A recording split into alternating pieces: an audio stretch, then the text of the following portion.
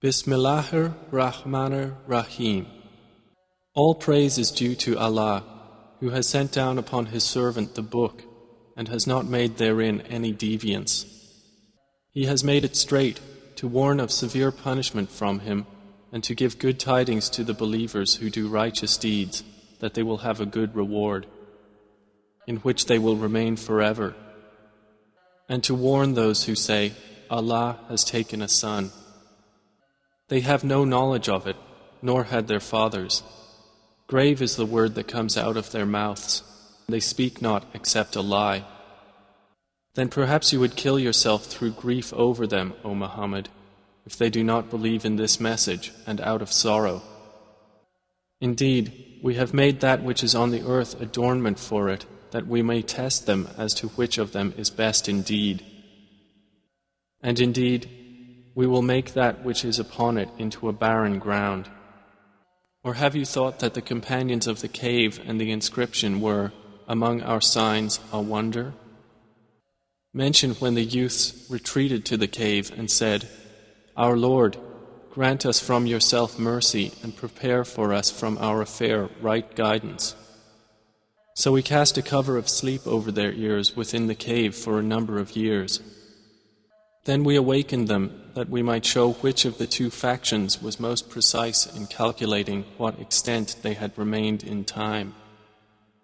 It is we who relate to you, O Muhammad, their story in truth. Indeed, they were youths who believed in their Lord, and we increased them in guidance. And we made firm their hearts when they stood up and said, Our Lord is the Lord of the heavens and the earth. Never will we invoke besides Him any deity. We would have certainly spoken then an excessive transgression. These, our people, have taken besides Him deities. Why do they not bring for worship of them a clear authority? And who is more unjust than one who invents about Allah a lie? The youths said to one another, And when you have withdrawn from them and that which they worship other than Allah, retreat to the cave. Your Lord will spread out for you of His mercy and will prepare for you from your affair facility. And had you been present, you would see the sun when it rose, inclining away from their cave on the right, and when it set, passing away from them on the left, while they were laying within an open space thereof. That was from the signs of Allah. He whom Allah guides is the rightly guided, but he whom He leaves astray, never will you find for him a protecting guide. And you would think them awake while they were asleep, and we turned them to the right and to the left, while their dog stretched his forelegs at the entrance. If you had looked at them, you would have been turned from them in flight and been filled by them with terror. And similarly, we awakened them that they might question one another.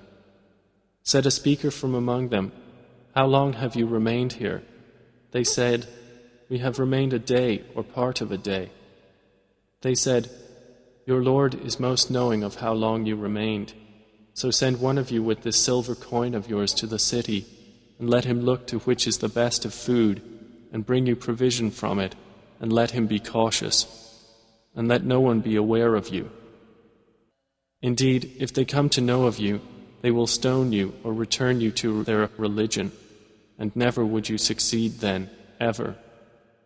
And similarly, we caused them to be found, that they who found them would know that the promise of Allah is truth, and that of the hour there is no doubt. That was when they disputed among themselves about their affair, and then said, Construct over them a structure. Their Lord is most knowing about them. Said those who prevailed in the matter, We will surely take for ourselves over them a masjid. They will say there were 3, the 4th of them being their dog. And they will say there were 5, the 6th of them being their dog, guessing at the unseen. And they will say there were 7, and the 8th of them was their dog. Say, O Muhammad, my Lord is most knowing of their number. None knows them except a few. So do not argue about them except with an obvious argument. And do not inquire about them among the spectators from anyone. And never say of anything, Indeed, I will do that tomorrow. Except when adding, if Allah wills.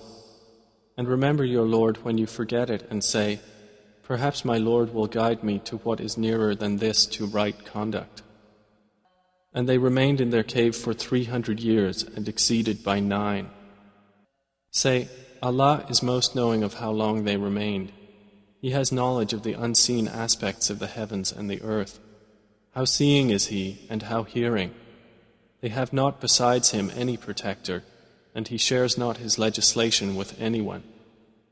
And recite, O Muhammad, what has been revealed to you of the book of your Lord. There is no changer of His words, and never will you find in other than Him a refuge. And keep yourself patient by being with those who call upon their Lord in the morning and the evening, seeking His countenance.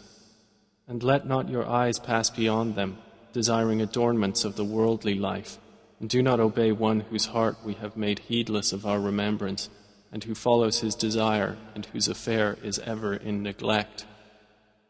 And say, the truth is from your Lord, so whoever wills, let him believe, and whoever wills, let him disbelieve.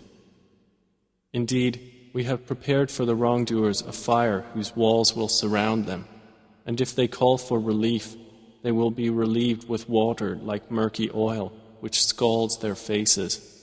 Wretched is the drink, and evil is the resting place. Indeed, those who have believed and done righteous deeds, indeed, we will not allow to be lost the reward of any who did well in deeds. Those will have gardens of perpetual residence, beneath them rivers will flow. They will be adorned therein with bracelets of gold, and will wear green garments of fine silk and brocade, reclining therein on adorned couches. Excellent is the reward, and good is the resting place. And present to them an example of 2 men. We granted to one of them 2 gardens of grapevines, and we bordered them with palm trees, and placed between them fields of crops. Each of the 2 gardens produced its fruit, and did not fall short thereof in anything, and we caused to gush forth within them a river. And he had fruit, so he said to his companion while he was conversing with him, I am greater than you in wealth, and mightier in numbers of men. And he entered his garden while he was unjust to himself. He said, I do not think that this will perish ever, and I do not think the hour will occur. And even if I should be brought back to my Lord, I will surely find better than this as a return. His companion said to him while he was conversing with him, Have you disbelieved in He who created you from dust, and then from a sperm drop, and then proportioned you as a man? But as for me, He is Allah, my Lord, and I do not associate with my Lord anyone. And why did you, when you entered your garden, not say, What Allah willed has occurred. There is no power except in Allah, although you see me less than you in wealth and children. It may be that my Lord will give me something better than your garden, and will send upon it a calamity from the sky, and it will become a smooth, dusty ground. Or its water will become sunken into the earth, so you would never be able to seek it.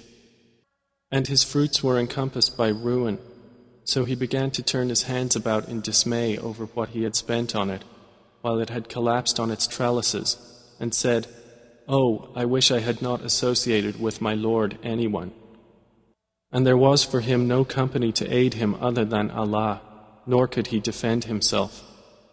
There the authority is completely for Allah, the truth.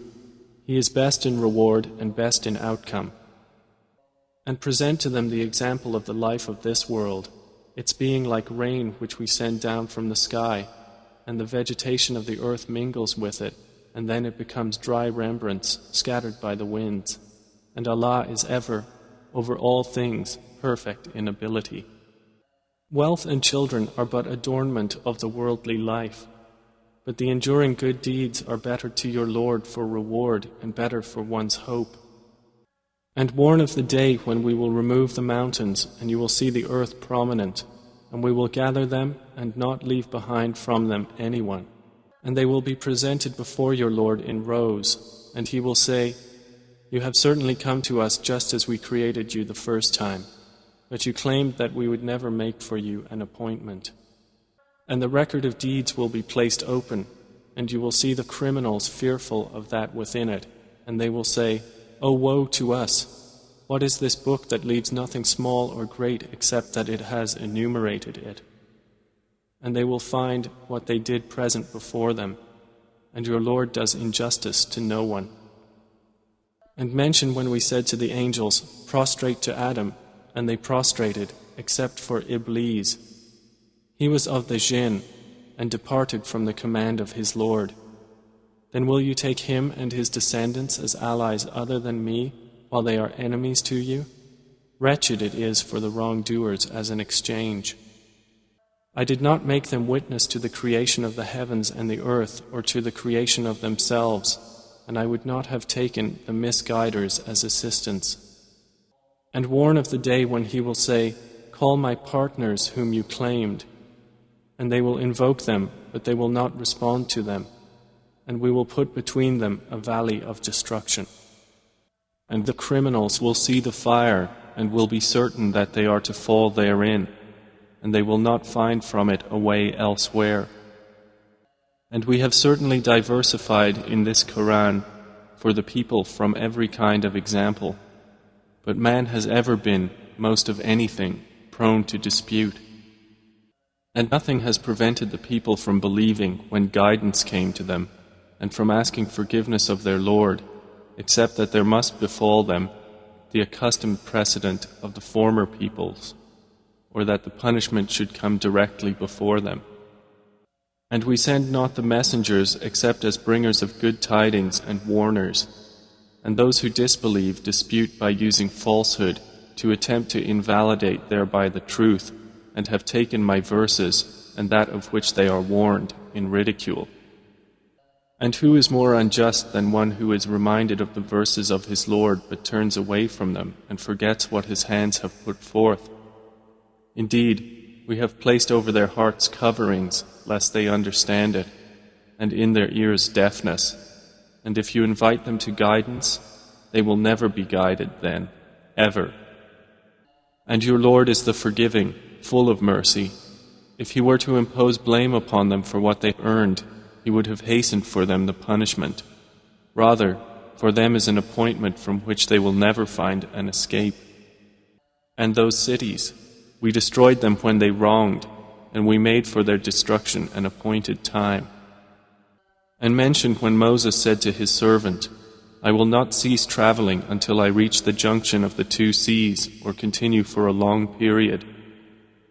But when they reached the junction between them, they forgot their fish, and it took its course into the sea, slipping away.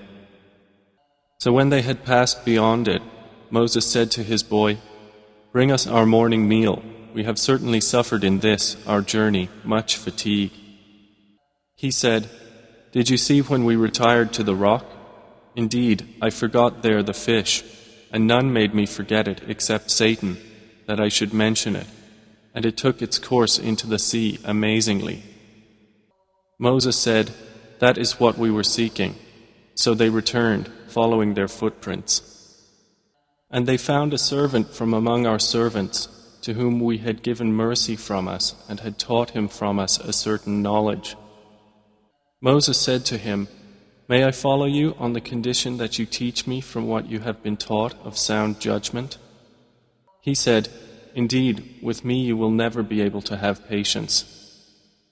And how can you have patience for what you do not encompass in knowledge? Moses said, "You will find me, if Allah wills, patient, and I will not disobey you in any order." He said, "Then if you follow me, do not ask me about anything until I make to you about it mention." So they set out, until when they had embarked on the ship, Al-Khidr tore it open. Moses said, "Have you torn it open to drown its people? You have certainly done a grave thing." Al-Khidr said, "Did I not say that with me you would never be able to have patience?" Moses said, "Do not blame me for what I forgot, and do not cover me in my matter with difficulty." So they set out, until when they met a boy, Al-Khidr killed him. Moses said, Have you killed a pure soul for other than having killed a soul? You have certainly done a deplorable thing. Al-Khidr said, Did I not tell you that with me you would never be able to have patience? Moses said, If I should ask you about anything after this, then do not keep me as a companion. You have obtained from me an excuse. So they set out, until when they came to the people of a town, they asked its people for food, but they refused to offer them hospitality. And they found therein a wall about to collapse, so Al-Khidr restored it. Moses said, If you wished, you could have taken for it a payment. Al-Khidr said, This is parting between me and you. I will inform you of the interpretation of that about which you could not have patience. As for the ship, it belonged to poor people working at sea, so I intended to cause defect in it, as there was after them a king who seized every good ship by force. And as for the boy, his parents were believers, and we feared that he would overburden them by transgression and disbelief. So we intended that their Lord should substitute for them one better than him in purity and nearer to mercy. And as for the wall, it belonged to 2 orphan boys in the city, and there was beneath it a treasure for them, and their father had been righteous. So your Lord intended that they reach maturity and extract their treasure as a mercy from your Lord. And I did it not of my own accord. That is the interpretation of that about which you could not have patience. And they ask you, O Muhammad, about Dhul-Qarnayn. Say, I will recite to you about him a report. Indeed, we established him upon the earth, and we gave him to everything a way. So he followed a way, until, when he reached the setting of the sun, he found it as if setting in a spring of dark mud, and he found near it a people. Allah said, O Dhul-Qarnayn, either you punish them or else adopt among them a way of goodness. He said, As for one who wrongs, we will punish him. Then he will be returned to his Lord, and he will punish him with a terrible punishment. But as for one who believes and does righteousness, he will have a reward of paradise, and we will speak to him from our command with ease. Then he followed away, until when he came to the rising of the sun, he found it rising on a people for whom we had not made against it any shield. Thus, and we had encompassed all that he had in knowledge. Then he followed away, until, when he reached a pass between 2 mountains, he found beside them a people who could hardly understand his speech. They said, O Dhul-Qarnayn, indeed Gog and Magog are great corrupters in the land. So may we assign for you an expenditure, that you might make between us and them a barrier? He said, That in which my Lord has established me is better than what you offer. But assist me with strength, I will make between you and them a dam. Bring me sheets of iron, until, when he had leveled them between the 2 mountain walls, he said, Blow with bellows, until when he had made it like fire, he said, Bring me, that I may pour over it molten copper. So Gog and Magog were unable to pass over it, nor were they able to effect in it any penetration. Dhul-Qarnayn said, This is a mercy from my Lord, but when the promise of my Lord comes, he will make it level, and ever is the promise of my Lord true. And we will leave them that day surging over each other, and then the horn will be blown, and we will assemble them in one assembly. And we will present hell that day to the disbelievers on display, those whose eyes had been within a cover from my remembrance, and they were not able to hear. Then do those who disbelieve think that they can take my servants instead of me as allies? Indeed, we have prepared hell for the disbelievers as a lodging. Say, O Muhammad, shall we believers inform you of the greatest losers as to their deeds? They are those whose effort is lost in worldly life, while they think that they are doing well in work. Those are the ones who disbelieve in the verses of their Lord and in their meeting Him. So their deeds have become worthless, and we will not assign to them on the day of resurrection any importance. That is their recompense, hell, for what they denied and because they took my signs and my messengers in ridicule. Indeed, those who have believed and done righteous deeds, they will have the gardens of paradise as a lodging, wherein they abide eternally. They will not desire from it any transfer.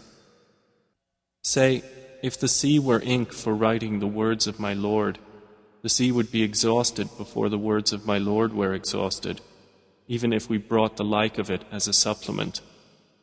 Say, I am only a man like you, to whom has been revealed that your God is one God. So whoever would hope for the meeting with his Lord, let him do righteous work and not associate in the worship of his Lord anyone.